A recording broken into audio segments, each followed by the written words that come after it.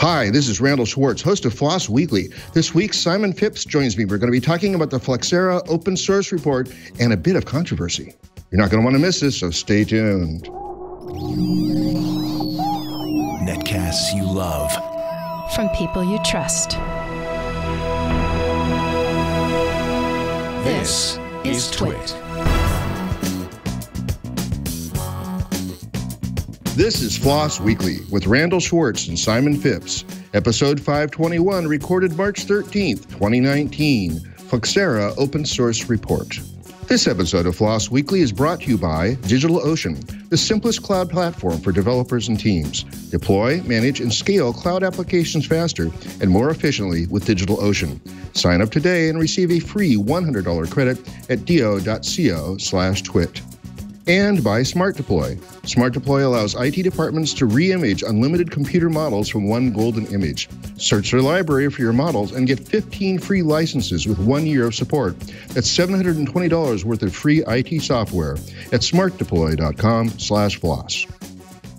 It's time for Floss Weekly, the show about free, libre, open source software. I am your host, Randal Schwartz, Merlin at Stonehenge.com, bringing you each week the movers, the shakers, the big projects, little projects, projects you may be using every day and be unaware of it, projects you might want to play with right after this show.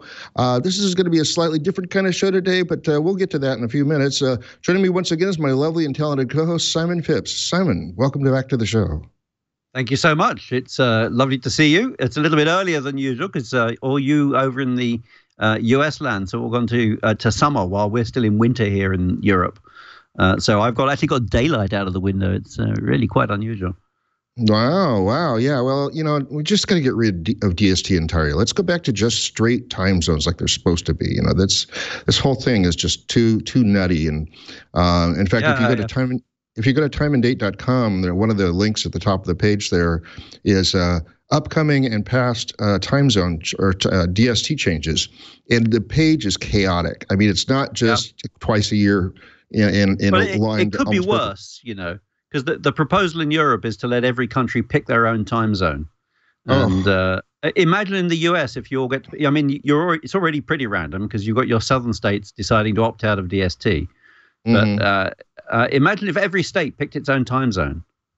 That's just horrible. That would be rough. Anyway, and I am speaking to you from beautiful downtown Santa Monica. I'm back on site at ZipRecruiter, and I'm in yet another room. If you're watching the video, I'm in another room that has a beach theme. This one's, I just put my head in front of it. Coronado. There we go. So it's a giant wave. If you're not watching the video, you can't see that.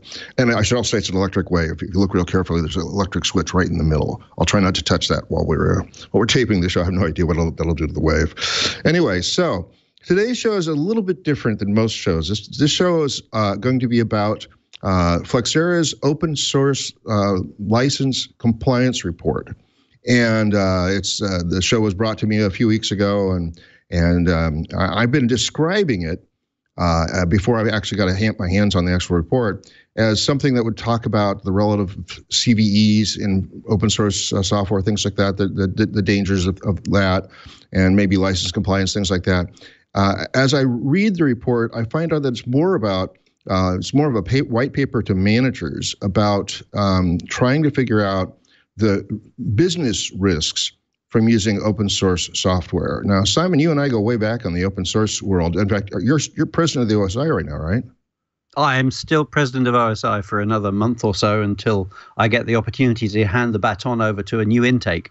We have our elections on the go at the moment, and if you're an OSI member, which of course all our listeners and viewers are, you need to go vote. That's my plug. But yeah, I've been doing this for a little while now. Yeah, and you were open source guy, advocate, whatever the title was for Sun for many years too, right?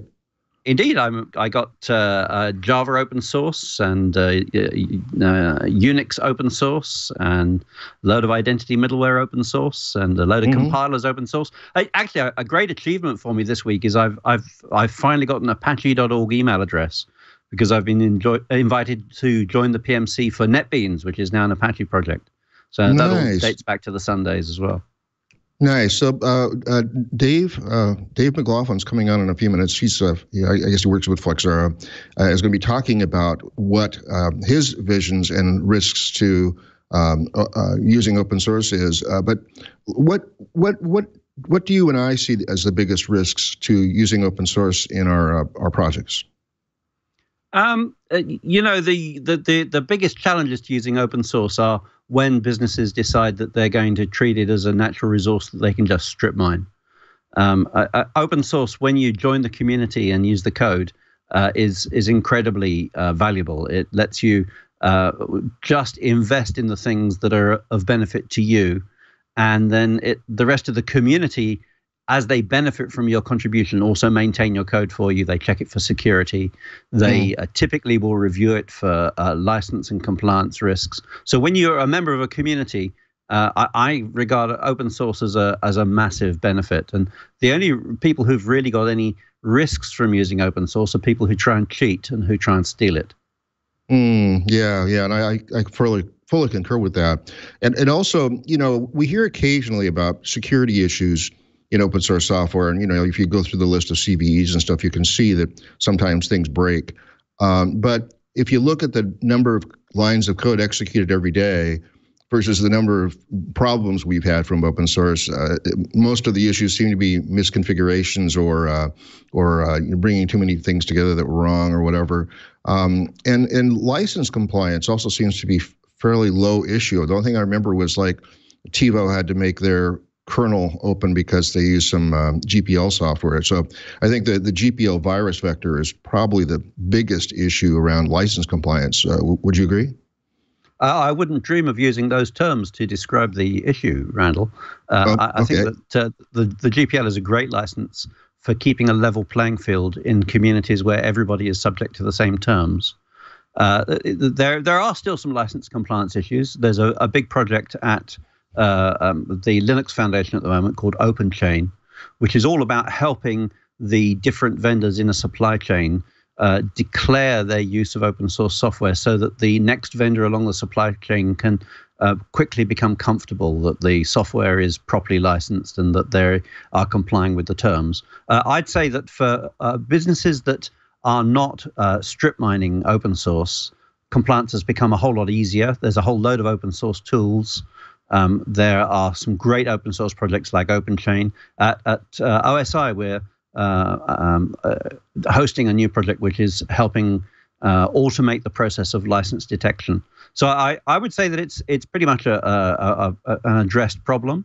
And the companies that came into the space a number of years ago to try and monetize fear, uncertainty, and doubt, like people like Black Duck, have had to move on and move into other areas. For example, they're now monetizing fear, uncertainty, and doubt in the IoT sector and in open hardware rather than exclusively in open source software now. So I do think that compliance remains an important issue. The license says some things. If you're using software under the BSD or MIT licenses, they require you to maintain the historic copyright statements of all the previous contributors. And to be in compliance with the BSD license, you have to make sure that you are preserving all the copyright statements. And I think the businesses that are not strip miners, that are actually community members and are acting responsibly, they do the right thing. They build compliance into their continuous integration server. They use open source tools to make sure that they're complying. And I regard it as largely a solved problem these days. Okay, well, I'm sure Dave McLaughlin's sitting over there in his chair going, when do I get to defend myself? When do I get to give my alternate point of view? So, but before we bring him on, hopefully he's still there. Before we bring him on, I do have a very important message, because this episode of Floss Weekly is brought to you by DigitalOcean. Easily run production applications with DigitalOcean, a scalable compute platform with add-on storage, security, and monitoring capabilities. Whether you're running one virtual machine or 10,000, DigitalOcean has you covered with the flexibility to customize standard or CPU-optimized droplets. Set up SSD-based virtual machines in 55 seconds or less. Capture backups and snapshots. DigitalOcean is designed for developers. The easy-to-use control panel and API lets developers spend more time coding and less time managing their infrastructure. Use Kubernetes to improve availability, scalability, and resource efficiency of containerized apps. One-click apps skip the installation and configuration and deploy one of the pre-built images. Django, Docker, GitLab, LAMP, MySQL, Node.js, Ruby on Rails, and more. And DigitalOcean recently introduced managed databases for Postgres, so you can launch your database with a push of a button, while DigitalOcean handles maintenance and updates. Free daily backups with point-in-time recovery, standby nodes with automated failover, and end-to-end security. Over 2,000 open source tutorials available for developers. Industry-leading price performance. Access the computing resources you need at the lowest rates, saving up to 55% compared to other cloud providers. Know what you'll pay monthly with a simple, flat pricing structure, and included at no additional cost. 99.99% uptime SLA, cloud firewalls, full DNS management, 12 global data centers, free round-the-clock tech support. Join over 150,000 businesses, including some of the world's fastest-growing startups, and including StoneEdge.com, who rely on DigitalOcean to remove infrastructure friction and deliver industry-leading price performance. Sign up today and receive a free $100 credit at do.co/twit. That's do.co/TWIT for a free $100 credit. DigitalOcean, trusted by businesses, loved by developers.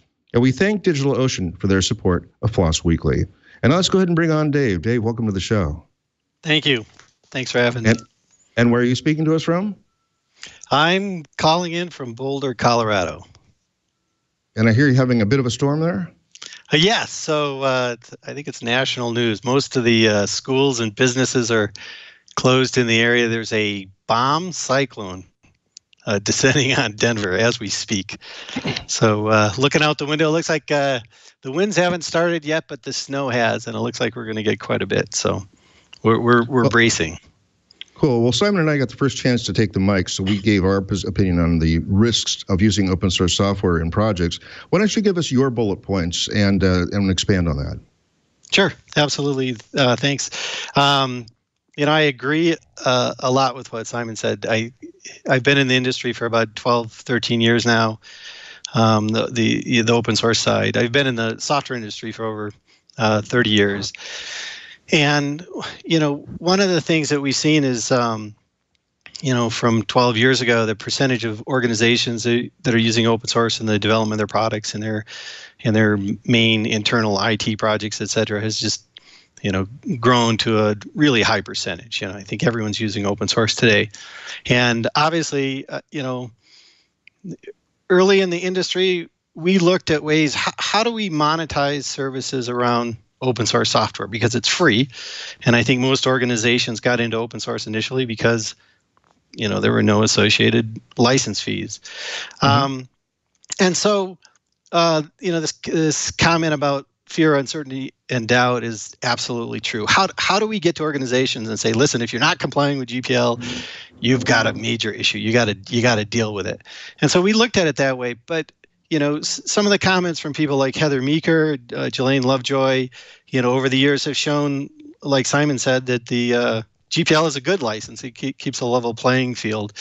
And so I think what's more important now is addressing the two issues that you brought up, Randal, which are license compliance and managing security issues around using libraries that your developers do not create themselves. So we have associated with compliance this concept of copyright infringement.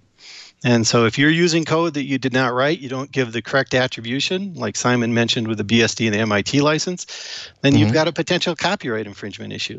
So I think that's a concern. That's a concern for a lot of IP attorneys, general counsels, with the rise of open source in their organizations.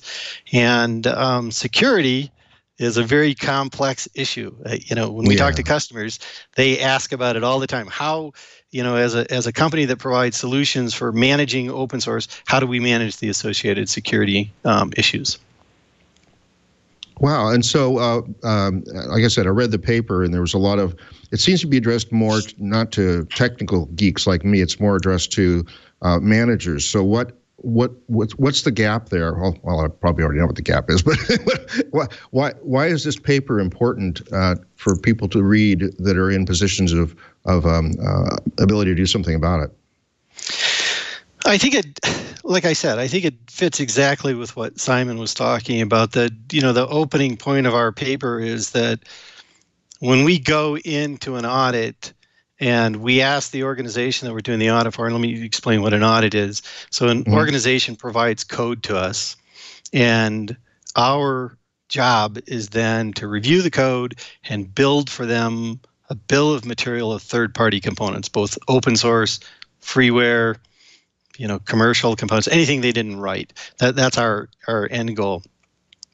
And when we enter into this, arrangement, we will ask them, what open source do you know you're using, right? And so you would expect that developers would be managing these assets, especially if they don't write them, for upgrade purposes, for security purposes, et cetera. But we're finding only about 2% of the open source is disclosed versus what we find. So we're finding 98% more. And so to Simon's comment about organizations are now strip mining and they're just throwing, everything in the kitchen sink into their code. Open source has, on the positive side, the ability to innovate, to get to market faster, et cetera. But it also has the challenges, I like to use the word liability, of managing that asset. And if you don't manage it, right, there are potential side effects, security, copyright infringement, legal issues, et cetera. So that's really what this paper was about. When you're talking about 2%, that sounds extremely low to me, because I bet you could go to the CTO of ZipRecruiter and he would know at least 90% of the open source that's being used. Right. Is that not true everywhere else? So this is really interesting. So if I were to go download 5 open source projects, and this is purely hypothetical. This is not based on any fact or anything. Okay. But if I were to download 5 open source projects, and let's say they were under the Apache BSD MIT license, one of them was a GPL library, and I downloaded it, and then I created a document internally. I shared it with my management, and I said, so I've got these 4 licenses. I've got these 5 open source components, right? If we did an audit on that code, what we would find out is that the open source developer may have gone to Stack Overflow and lifted some code. Now, Stack Overflow is changing to MIT, but previously the code was under a copyleft license called the Creative Commons Share-alike license. So if this was an MIT project, it's possible that there was the responsibility to provide that source code, to share that source code in the product if I distribute it. We may end up finding that in those 5 downloaded packages, that there may be 20, 30, 40 different sources of open source that are beyond just those 5 projects and additional licenses. And so the difficult issue for organizations is not downloading Apache struts and knowing that you've got Apache struts. It's downloading things that contain other components that have other copyrights, other licenses, other potential security issues. Well, if the publisher of the open source project, the aggregate project, believes they are in compliance and state that they're in compliance with everything that's on their upstream licenses, wouldn't that suffice?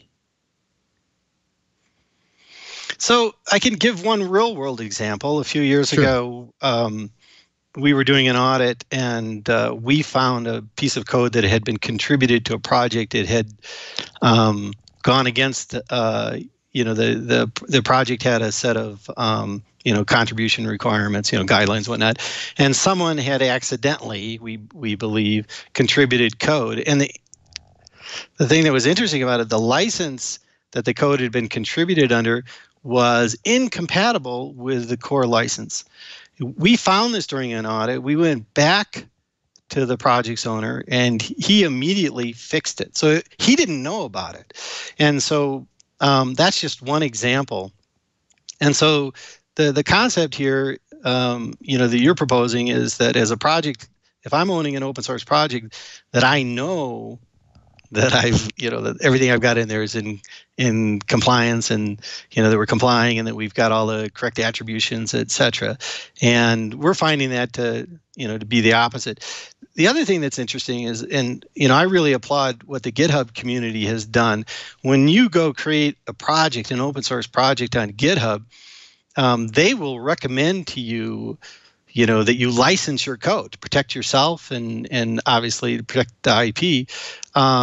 And they'll make suggestions, MIT, BSD, whatever, to help you with the licensing. But if you go to GitHub and you start, doing research on open source projects, there's still many, and I know there's statistics on this, there's still many projects that don't have licenses that you can download and use. So imagine this situation. So I'm a developer. I've been given a task. I've got a deadline. I got to meet it. And I go out and I find this project that does 90% what I need to do. All I need to do is modify a little bit, integrate it into my code. So it's going to save me a bunch of time. And I don't know anything about open source licensing, right? My company doesn't have an open source policy. I haven't been educated on it. So I just know how to use GitHub and I know how to find code. So I download it, right? And the author has not licensed it. So in other words, there's no explicit license, and I put it in my code. So what kind of a problem or liability does that create for my organization? I've now used code that may or may not have copyright notices on it. It doesn't have any explicit license terms. And under U.S. copyright law, I'm thinking the U.S., but I'm sure this is worldwide, this code is protected by copyright law. If this author wants to come back and sue me later for incorrect, attribution or whatever, that potential exists. So now, I'm the head of the legal department for this company, and we do an audit for some reason, and we decided we want to manage our open source better, and we start finding all of these things. What kind of liability does this create for my organization? So, back to your original question, if we pay attention to what we're downloading and paying attention to the licenses of those components, we're probably doing a pretty good job. But what we found is that once you go under the hood and you really start going deep on looking what's inside of open source projects, you find other open source, other licenses, other potential security issues. So Dave, unfortunately, I don't recognize that world you're describing. I think the chance of finding that there is inappropriately licensed software in an open source project like one and hosted at the Apache Software Foundation or within a project like LibreOffice, I think the chances of finding that incorrectly licensed code that some developer just grabbed out of a web page are negligible. I do think that used to happen in corporations where people mistook learning resources for places that they could take code from. But I'm really not sure that happens anymore. Are you seriously saying that we should mistrust a project like Apache HTTPD on the grounds that JRandom Hacker has cut code out of Stack Overflow and pasted it in with no regard for the license? No, but I do think you have to look at the project on a project by project basis. If the Apache Software Foundation did have an issue a number of years ago, I can't remember what it was, 6-7 years ago, where they did have a license leak in. They discovered it, they fixed it. They did around Tomcat. They had gotten contributions from Sun Microsystems.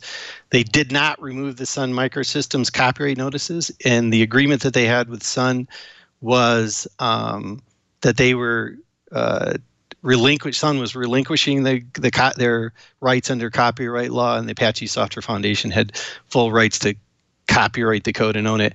That created a bit of confusion in the market because people were using Apache code that was under the Apache software license, and in the code itself were comments that said this is copyright by Sun and it's under a Sun license. So that created a lot of confusion. But Apache Software Foundation has done a great job, and they're very diligent about it. What I'm more concerned about is if an organization is not managing the open source as it comes into the organization, and they're not doing any type of scanning at all, right? Then there is this risk that the developer is getting code from organizations that don't have as much diligence as the Apache Software Foundation, and I still believe there's that potential for these unseen licenses that are in your code. When we introduced blogging at Sun Microsystems all those years ago, one of the things we said was that we hire people because they're smart and experienced.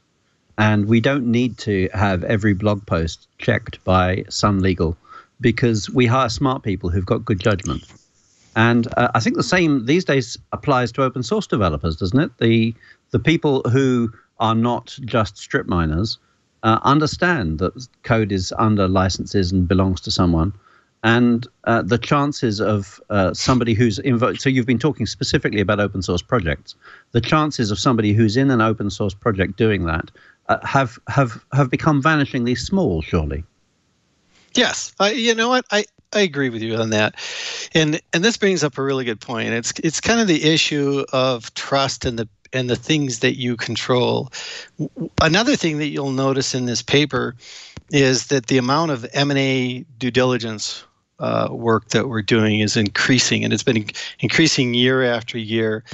A number of years ago, I was talking with a firm that was did open source due diligence as part of their practice, and they said over the previous 5 years, we would get involved in doing an acquisition, and as part of the due diligence, we would say part of what we do is looking at open source software, and companies would go, "Why? We don't understand."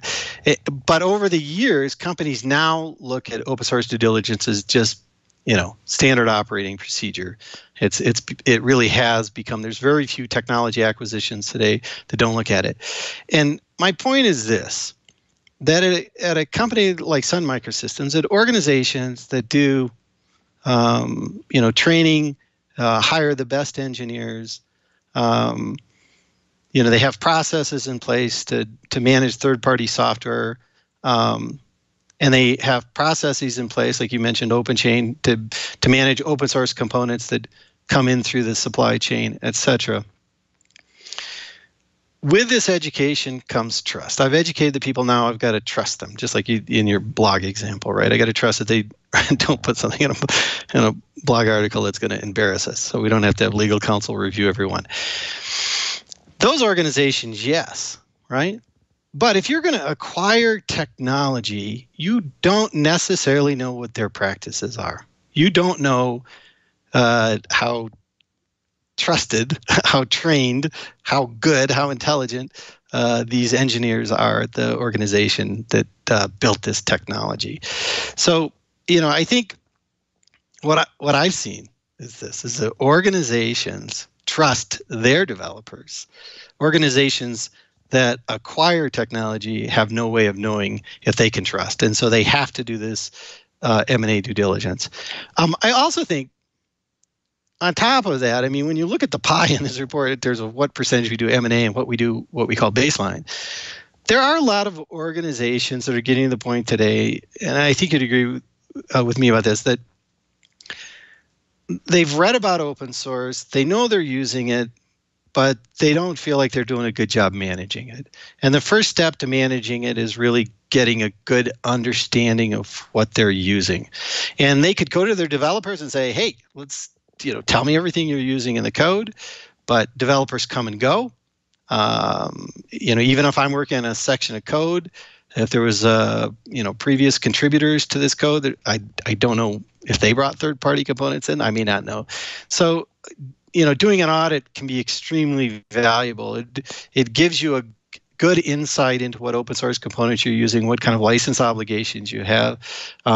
Just by knowing the names of the open source components and projects, you can find related security information, like if you're using Apache Struts 12, .0, the bug that affected Equifax. If you've got a customer-facing portable struts in it, doing an audit could reveal something like that maybe even your developers don't know. So I think there's a lot of value in doing these audits to get a baseline.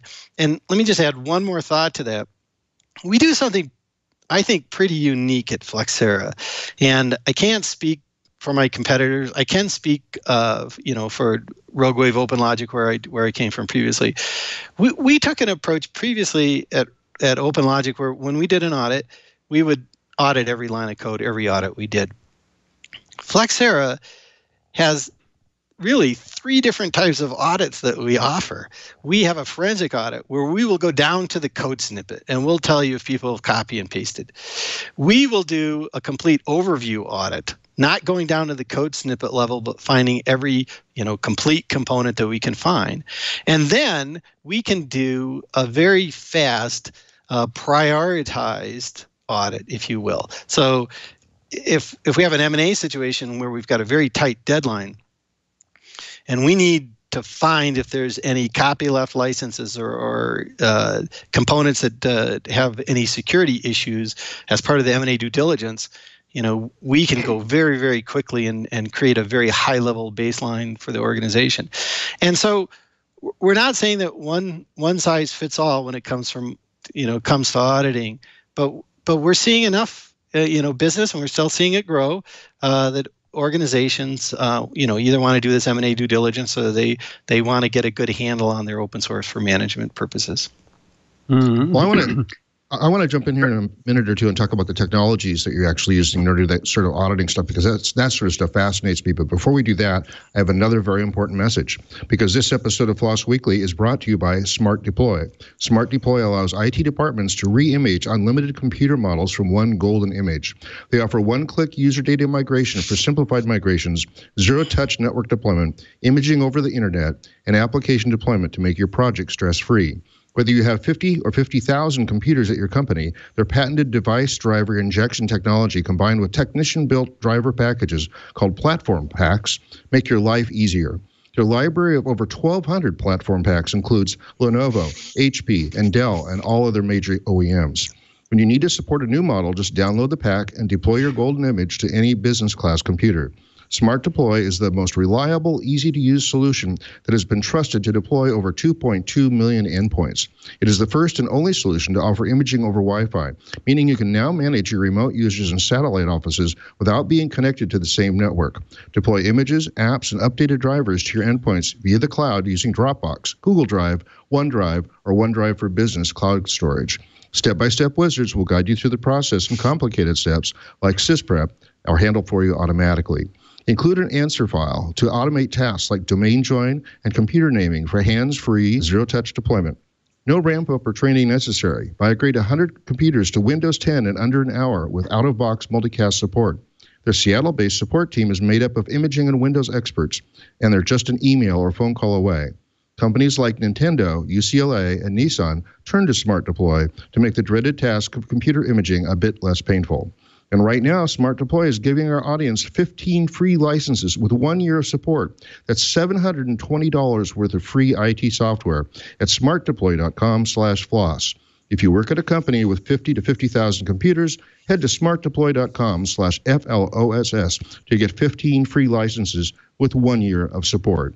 And we thank Smart Deploy for supporting Floss Weekly. Okay, so talk to me. Okay, so part of this has to be an automated solution. Part of this has to be that you're finding this non-compliant stuff with some tools and technologies. Can you talk about those? Yes. So we're a product and services organization. And what I mean by that is a company can outsource the auditing to us. They can hire us. We'll come in and review the code. We'll build for them a bill of materials, a list of CVEs associated with the components, the version information, all of the license and copyright information, any embedded code, bundled within components. So we'll do that as a service. But the tool that we use is something called Flexera Code Insight. And that is, you can also license that tool. And what we recommend to a lot of our audit customers is let us baseline your code. Let us do all the heavy lifting, find all these, hard to find nuggets in your code base, and then purchase the tool, license the tool from us, and continue to audit your code on a going forward basis. We've used this term, get clean and stay clean. So the technology is a software, we refer to it as a software composition analysis tool. What it does is you have your source code. It inspects each of the files in source code that's sitting on the file system, as it goes through, it looks for a number of things. So there's a number of algorithms in the product. A lot of what we find is based on regular expressions and text searches. So we're looking for the term general public license. We're looking for GPL. We're looking for Stack Overflow. We're looking for copyright notices. So the product is very good at parsing out copyright information. In addition to that, we have checksums for literally millions of open source components and files, probably hundreds of millions of open source files.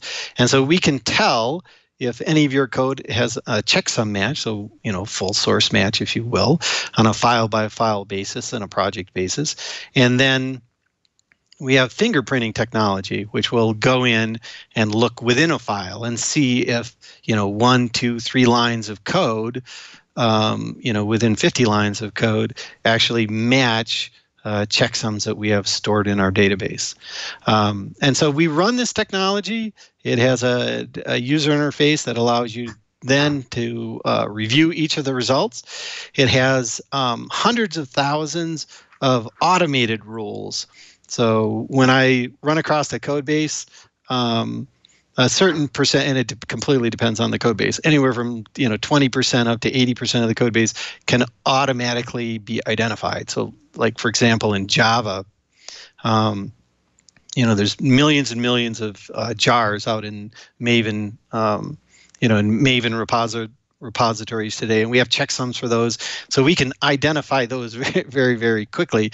So if I was scanning, for example, a Java project that was made up of mostly open source jars, probably just scan it and the automated results would tell me what those components are and what their license is. If I've written code in JavaScript or C or PHP, it's very easy to modify those, and so it's real easy to take projects and take pieces of them. So when it's piecemeal, it's a little bit more difficult to identify, but our product will provide the indicators. They'll say, hey, we see something in the code down in this section, go look at it. Once we see what the copyright is and maybe a README file, we're able to identify and add it to the bill of materials. And Simon's yelling in my ear, so I got to ask this question. Is this open source? No, it's not. It's a commercial product. Well, those are two different terms. You can have a commercial product that's open source. Yes. No, it is not open source. And you have any intention to make it open source? No, there are no plans at this time to make it open source. Okay.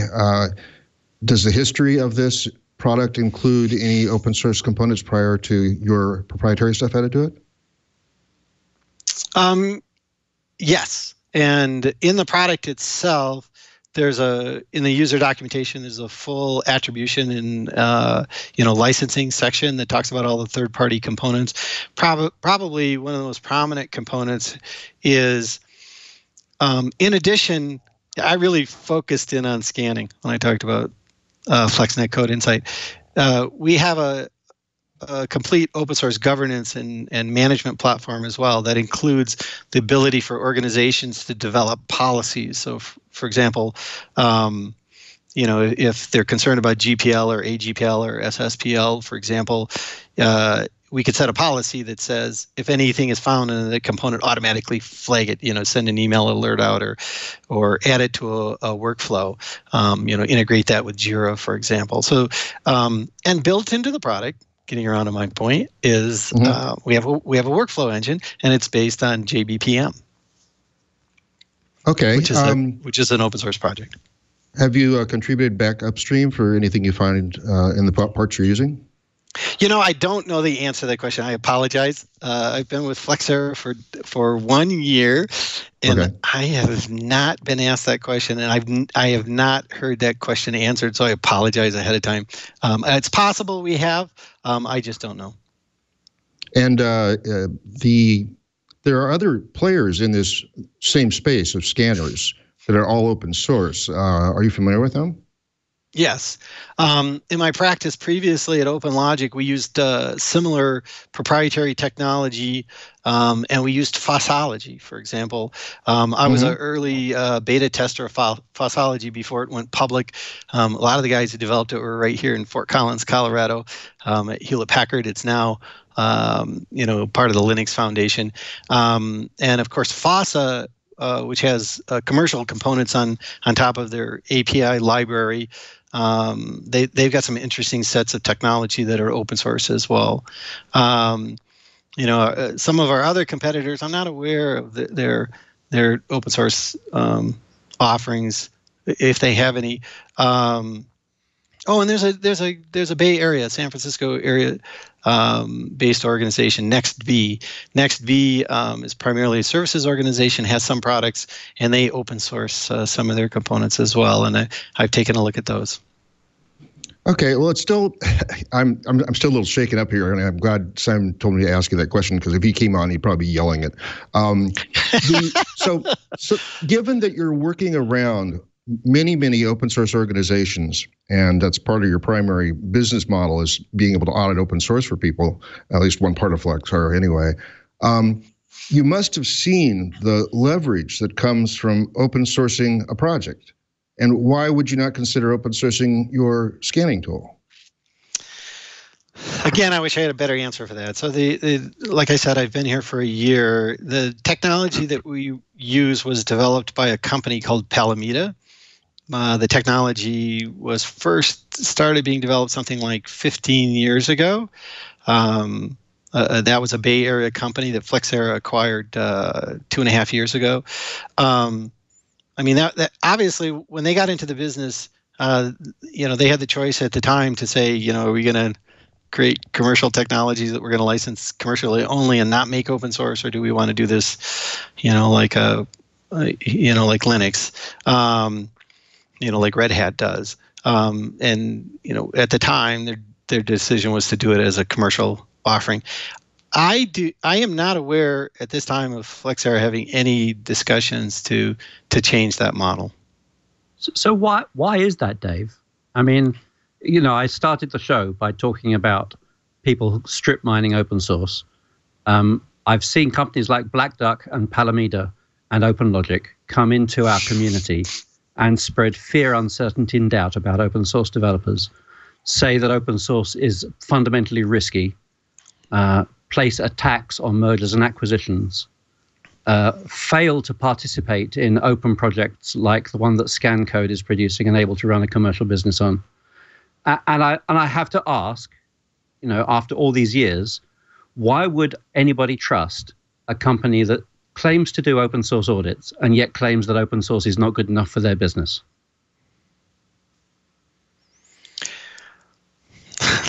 That's a great question. I think it comes down to business basics and business philosophy. And I think for some organizations, I think delivering their software as open source makes perfect sense. I think 15 years ago, that decision wasn't as well understood. And, I'm just speculating now, but I would think that, part of it is inertia. If, I created a commercial product 15 years ago that was designed, to assist people with the management of open source software, and I had, done it for years, it would be a difficult decision for my organization to change from that commercial to an open source model. One of the things that we looked at, for example, at RogueWave, was we had an open source scanner, and we decided to take the product, RogueWave decided to take the product off the market. At the time, there was an internal discussion, do we now release the source code to the open source community? And the team said, the code is, we can't just release it wholesale. It has hard-coded proprietary information in it. It has hard-coded customer information in it. And the cost to then change the code and prepare it, in a way that it would be useful to the open source community could be very costly. And costly, and what's the benefit to us? So I think those are just some of the things that go into the business decision. I can also tell you, I was at Netscape Communications when one of my peers went to senior management and proposed that we take the Netscape Navigator and open source it. And then the Mozilla community was created. So that was a change in model, and I think it worked wonderfully. So what I'm saying is I believe it's a business decision. And my role in the organization, I'm the manager of solutions engineering. I have not been involved in in business strategy and discussing these types of things. If I was and I was aware of them, I probably could give you a little bit better answer. So do you follow our show regularly, Dave? Say that again? Do you follow Floss Weekly regularly? No, I do not. Because I think you need to have some words with the PR professional who set you up with the show. This is a show about open source and free software.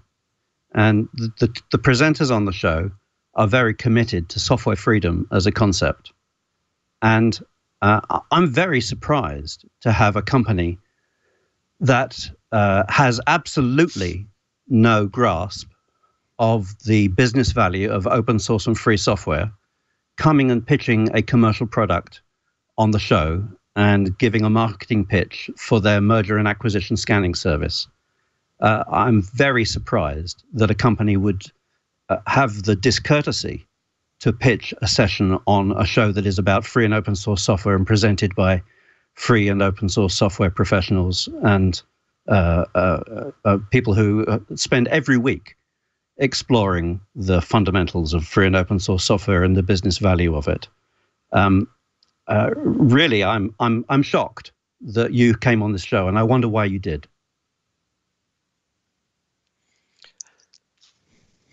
You wonder why I came on. So, I believe we were invited to talk. I don't know exactly how this was arranged. I do believe that open source software is, I've been in the industry for, like I said, over 12 years. I agree with all your points about the value of open source software and the high value to it, but I think it has to be managed like any type of asset. And what I'm seeing now, with your organization, the Open Source Initiative, what's going on in the Linux Foundation with SPDX, OpenChain. I just saw this announcement from Finos, the FinTech open source group, about their compliance workbook that they're putting together. And, I met recently with a company up in Redmond, Washington, and we talked about a new project that's starting to get a bit of groundswell called Clearly Defined. And I believe all of these organizations, which are, part of free and open source organizations and have commercial entities that are part of, are all part of a drive by the industry that uses open source software to have more of a solution around managing and governance and managing the challenges and risks of open source, through these consortiums and these organizations.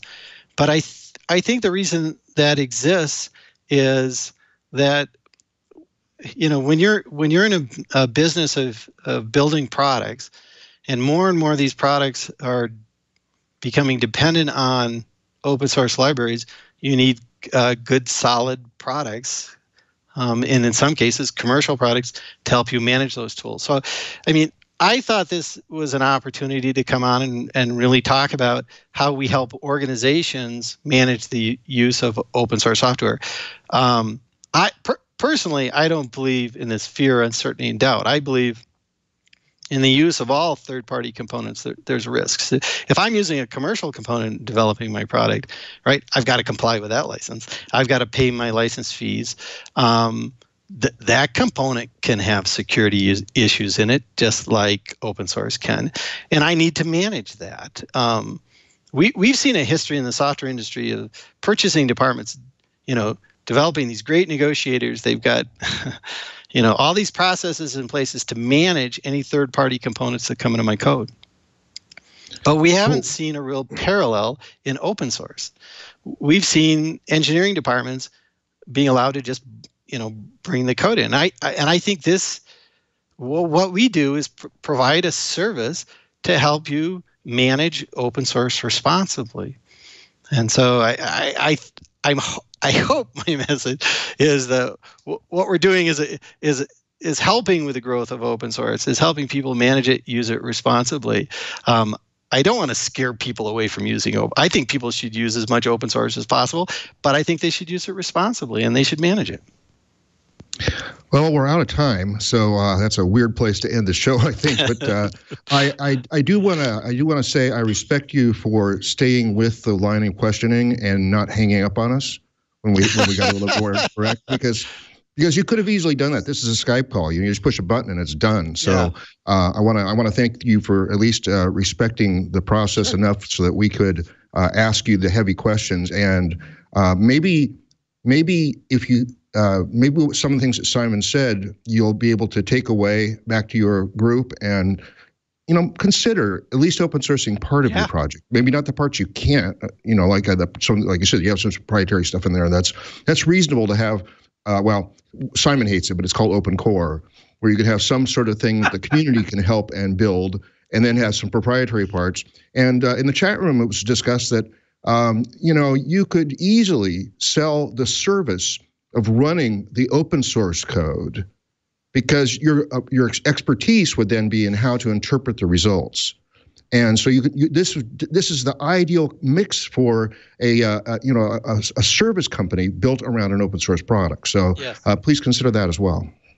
Great. Well, Randal, Simon, thank you so much for having me today. It was a pleasure talking to you. Tough questions, but good questions. So much appreciated. So now, since we first started talking, now in Boulder, Colorado, we have about 1 inch of snow on the ground. So it's really starting to come down here. So thank you so much. Have a great day. Yeah, thanks. That was Dave McLoughlin from Flexera. I hate to say, what did you think, Simon? Because you'll go into another rant. I need that time to be able to go find the. I need that time to be able to go find the problem list. So go ahead. Yes. Yeah. I'm listening to Dave there saying, all the reasons why a company that was started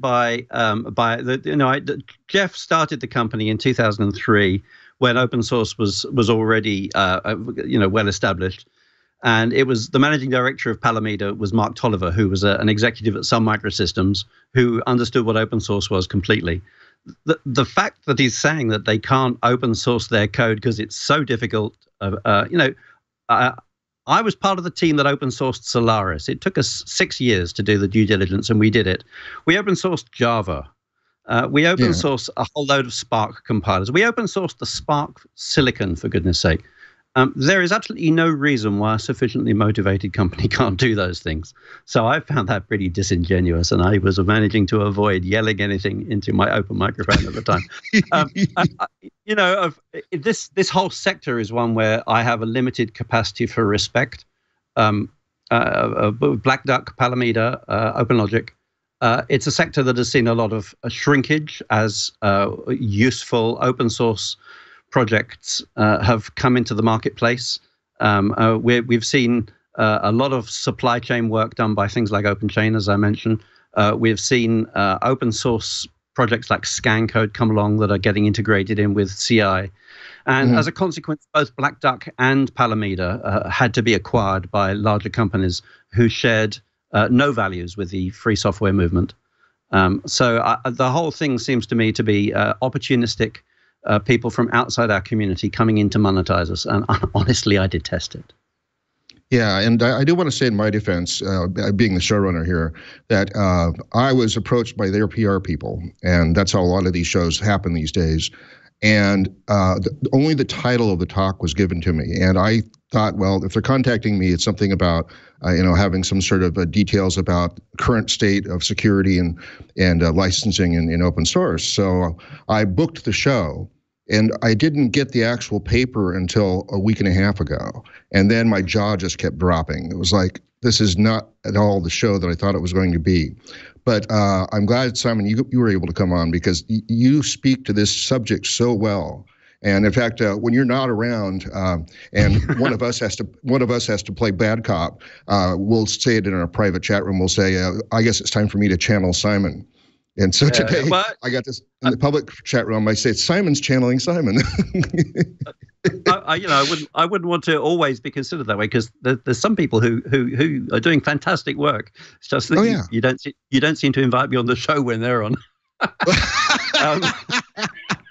Well, it's all timing. It's all a matter of timing. You know, it's all a matter of timing. But anyway, we all make mistakes, and you know, we live and learn. The company that acquired Install Shield and then went on to acquire the last mortal remains of Palamida turns out not to be a real member of our community. Yeah. Well, like I said, maybe some things that we said will at least start the conversation for them at their company, because, like I said, even if it's just open core, that's still a step up, and they already have a service model for how they can charge people for your M&A audits and all that sort of stuff. So it seems like a real good possible company about that. So anyway, let's talk about who's coming up, and hopefully all of these are a little better for the show. And I thank you guys, if you're still listening to this show, I thank you for having made it all the way through. So next week is Railroader, which is a security static analysis tool for finding vulnerabilities in applications that use Ruby on Rails. Speaking of automated tools that are open source to find security audits, right? Fluid Keys builds an open PGP and makes it easy to implement great security across your organization. EddieSync is secure, end-to-end encrypted and privacy-respecting sync for your contacts, calendars, and tasks. Mycroft is the world's first open source assistant. Think of like Alexa or Google Home, Google Assistant. Mycroft runs anywhere, almost anywhere actually, on a desktop computer, inside an automobile, or on a Raspberry Pi.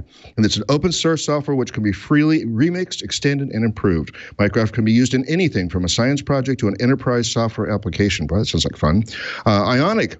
The Ionic framework is the free open source mobile UI toolkit for developing high-quality cross-platform apps for native iOS, Android, and web, all from a single code base. And me being a Flutter advocate, I want to be really interested in how that particular show goes.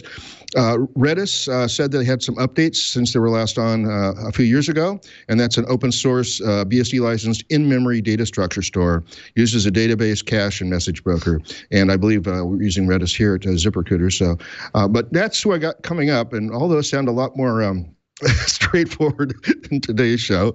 You can go to the big spreadsheet, twit.tv/Floss. If you have any other suggestions, please tell the project leader or the community coordinator to email me, especially if it's not cryptocurrency or blockchain. We've had enough of those for a while. We have a live stream at 9:30 a.m. Pacific time on Wednesdays at live.twit.tv. You can follow us at Floss Weekly on Twitter. You can follow me at Merlin, M-E-R-L-Y-N, on Twitter. I was at Scale the past week. I met about 10 potential guests, so we just need to do the paperwork and get that all put together. I will be in Philadelphia at the Cloud Foundry Summit, April 2 through 4, at their invitation, by the way, which is really cool. So the CNCF has been actually inviting me to various conferences and paying for parts of it, which is really nice. I'll be at the Pro Conference, also known as YAPSI, in mid-June, and it's sort of my upcoming thing. Simon, anything you want to plug? Not really. I've got a bunch of travel coming up that's to do with the Document Foundation and OSI. And I'm always excited to have people in the places I'm going to wave and say hi. If you're in the Bay Area, I'm going to be there in week 13. If you're in Florida, I'm going to be there in week 14. If you're in New York, I'm going to be there in week 19. And I would love to hear from any listeners and viewers, and maybe share a caffeinated beverage with you in one of the places you're going. You'll find me all over the place as Webmink. I'm Webmink on Twitter. I am webmink@gmail.com. And I'm also at webmink.com. And if you're watching on the video, you can see the URL for my company down there in the banner. Cool. Well, Simon, again, perfect co-host for this show. I really appreciate your insight and your ability to try to clarify what the actual issue is around not having something be open source. So I appreciate that. It's my pleasure, and I'll have to go and practice some meditation and relaxation now. Go take a nap. Go do something. Yep. All right, and we'll see you all again next week on Floss Weekly.